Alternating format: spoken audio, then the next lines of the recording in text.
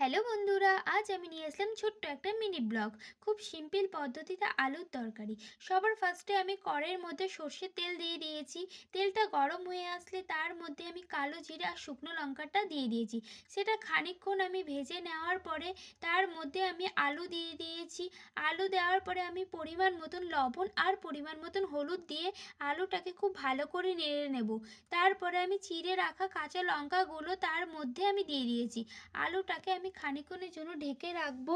আলুটা ঢেকে রাখবো কারণ হচ্ছে আলুটা একটুখানি সেদ্ধ হওয়ার জন্য। আমি ঢাকনা সরিয়ে দেখলাম আলুটা অল্প একটুখানি সেদ্ধ হয়েছে।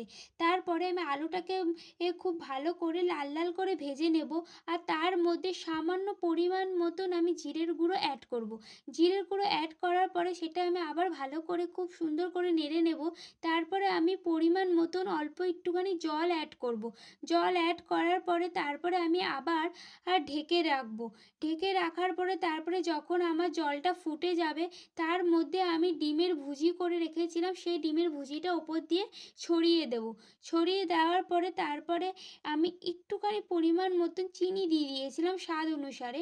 চিনিটা দিলে তরকারির স্বাদটা আরও বেশি বাড়ে। তারপরে আমি আবার একটুখানি লবণও দিয়ে দিয়েছি।